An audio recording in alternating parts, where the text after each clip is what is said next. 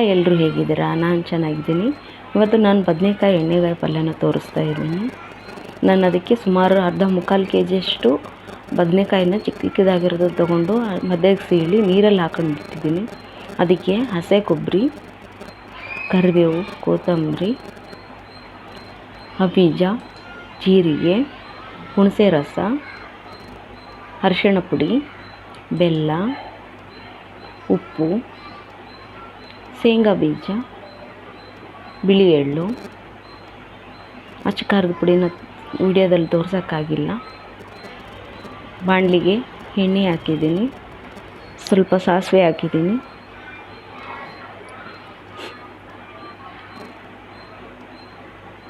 ಸಾಸಿವೆ ಸ್ವಲ್ಪ ಚಿಟಪಟ ಅಂದ ತಕ್ಷಣವೇ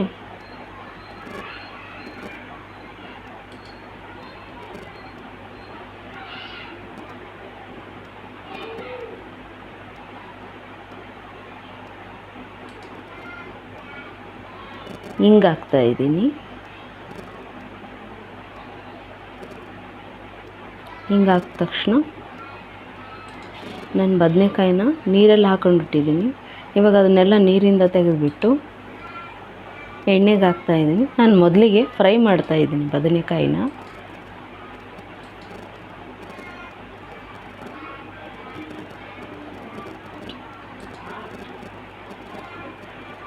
ಚೆನ್ನಾಗಿ ಎಣ್ಣೆ ಎಲ್ಲ ಹೊಂದ್ಕೊಳ್ಳೋವರೆಗೂ ಫ್ರೈ ಮಾಡ್ತಾಯಿದ್ದೀನಿ.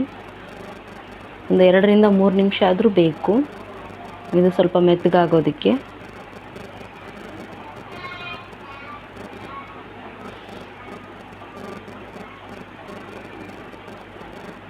ಮಧ್ಯೆ ಮಧ್ಯೆ ಕೈ ಆಡಿಸ್ತಾ ಇರಬೇಕು.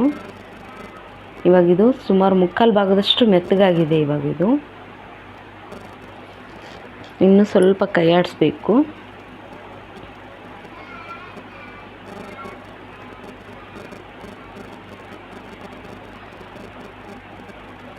ಇದಕ್ಕೆ ನಾನು ಇವಾಗ ಹುಣಸೆ ರಸ ಹಾಕ್ತಾಯಿದ್ದೀನಿ. ಹುಣಸೆ ರಸ, ಅರಿಶಿಣ ಪುಡಿ, ಉಪ್ಪು ರುಚಿಗೆ ತಕ್ಕಷ್ಟು, ಹಚ್ಚದ ಖಾರ ಪುಡಿ, ಖಾರ ಹೆಚ್ಚು ಕಡಿಮೆ ಮಾಡ್ಕೋಬೋದು.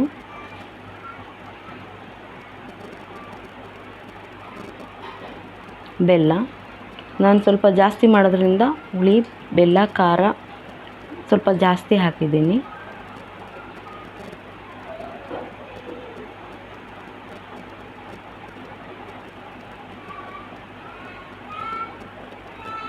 ಇವಾಗ ಕೈ ಆಡಿಸ್ತಾ ಇದ್ದೀನಿ. ಹುಳಿ, ಖಾರ, ಬೆಲ್ಲ, ಉಪ್ಪು ಹೊಂದ್ಕೊಳ್ಬೇಕು ಅಂತ, ಬದನೆಕಾಯಿ ಎಲ್ಲ ರಸ ಇಟ್ಕೋಬೇಕು ಅಂತ.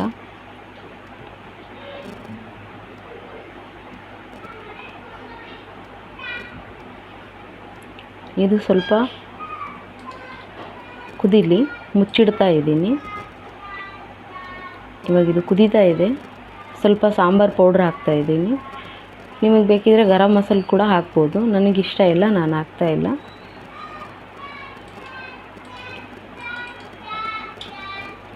ಇವಾಗ ಚೆನ್ನಾಗಿ ಮಸಾಲ ಎಲ್ಲ ಹಿಡ್ದಿದೆ.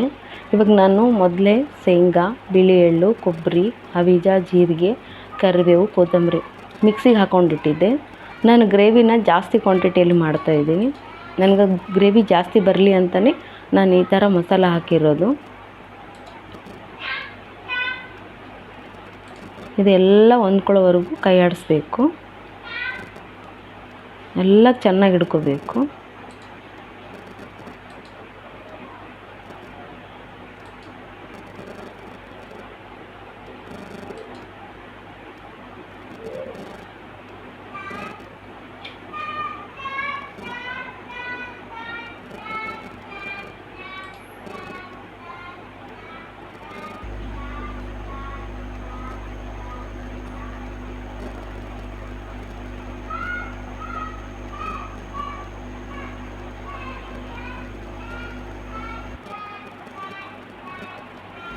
ಇವಾಗ ಮುಚ್ಚಿಡ್ತಾ ಇದ್ದೀನಿ.